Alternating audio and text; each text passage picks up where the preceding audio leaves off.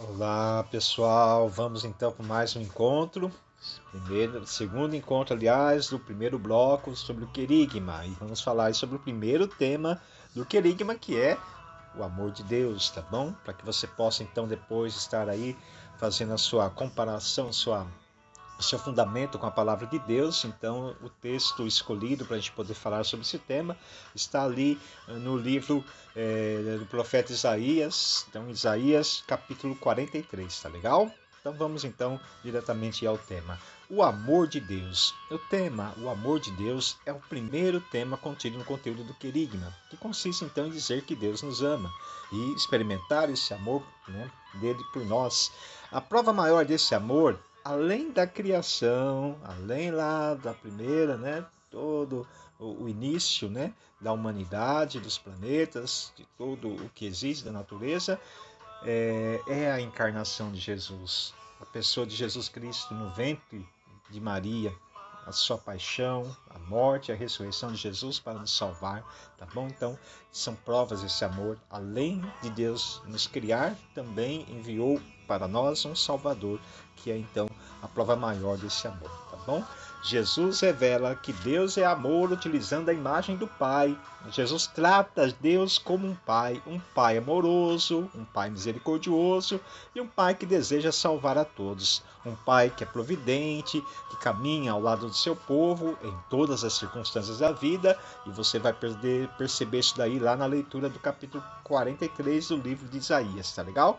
Embora em muitas passagens do Antigo Testamento Deus é retratado com sentimentos e atitudes humanas, às vezes furioso, às vezes um castigador, vingativo, tarará, parará, né? No entanto, são figuras de linguagem para mostrar ao povo o quanto ofendemos a Deus e quando, né, percorremos um caminho diferente do que ele orientou.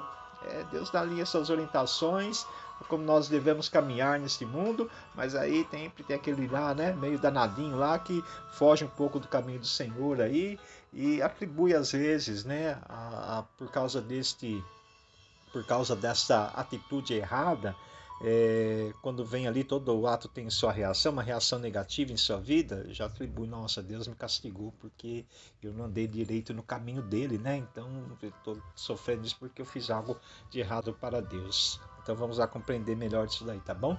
Então isso aí trata-se, né? O povo no Antigo Testamento tinha essa ideia de que se eles desviassem um pouquinho do caminho do Senhor, Deus castigava, então, por causa de uma intimidade que tinham com Deus. Então, eles entendiam dessa forma, de que então, e às vezes até relata isso em forma de escrito ali na Bíblia, né? Como se Deus estivesse realmente castigando eles. Mas Deus não castiga, Deus é amor.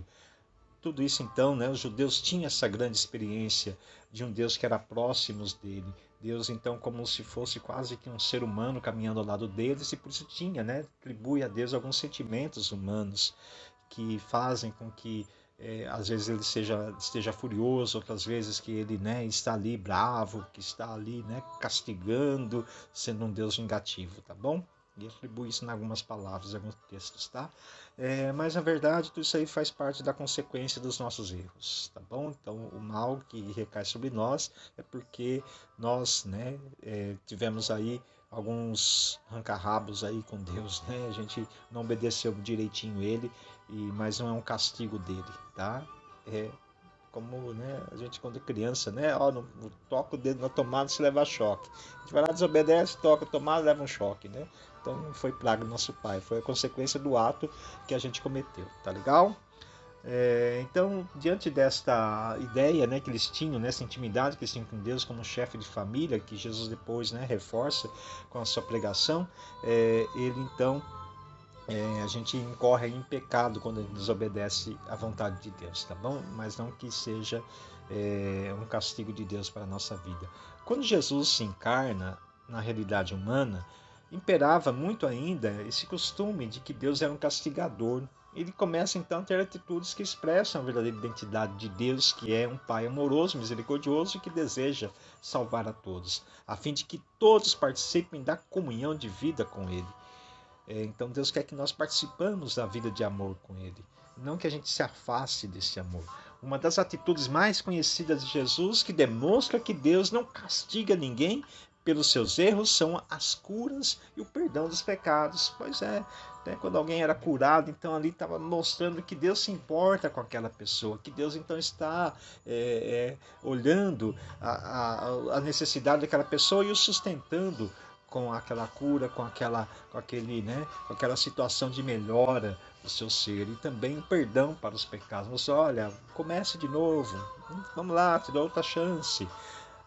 Pela cultura do povo de sua época, quem adoecia também com uma doença incurável, ou mesmo nascia com aquele mal que era considerado ali, era considerado um pecador, tá bom? Então quem nascia cego, quem era coxo, quem tinha algum problema, né, alguma deficiência, algum portador de necessidade física, era porque havia pecado, ou ele, os pais deles pecaram, né? Então Jesus vem, chega e acaba com essa história, que não é bem assim, para de pensar desse jeito, porque Deus não quer o mal de ninguém. Deus não quer então castigar ninguém, Deus quer que todos sejam amados, se deixam, né, de pecar, né, se convertam e tenham a vida. Mas quando Deus mandava a cura, era então para dizer que, olha, não é bem assim, olha, você tá legal, vamos lá, segue em frente, eu te amo, tá bom? Então, Deus é amor porque Deus nos ama. Jesus expressa que a pessoa doente não se torna doente por vingança de Deus, e sim por uma questão natural. Inclusive, Jesus pontua a doença curada como graça de Deus sobre o doente, mostrando que Deus não quer o mal de seus filhos. Assim, os apóstolos proclamam o amor de Deus, mostram quanto Deus é amor e nos ama. Proclamamos o amor de Deus não apenas por palavras, sobretudo em ações. Jesus ensinou a amar a Deus e amar o próximo. Os apóstolos então retransmitem isso aos primeiros cristãos convertidos e viviam uma comunidade do amor. A comunidade, assim, era uma expressão, a própria expressão do amor de Deus na vida em sociedade. E dessa forma é que nós, cristãos dessa geração, também devemos ser expressão do amor de Deus a todas as pessoas, fazendo bem a todos, tá legal? Então encerro aqui, ficou um pouco comprido esse podcast de hoje, mas é isso, tá bom? Então resumão aí, legal? Então Deus nos ama, nos quer bem e não quer o nosso mal, tá bom? Lembre-se sempre disso, Deus não quer o nosso mal. Às vezes somos nós que praticamos mal contra nós mesmos e não Deus. Deus não tem culpa do mal que acontece com a nossa vida. São as nossas atitudes que muitas vezes geram em nós o mal, tá bom?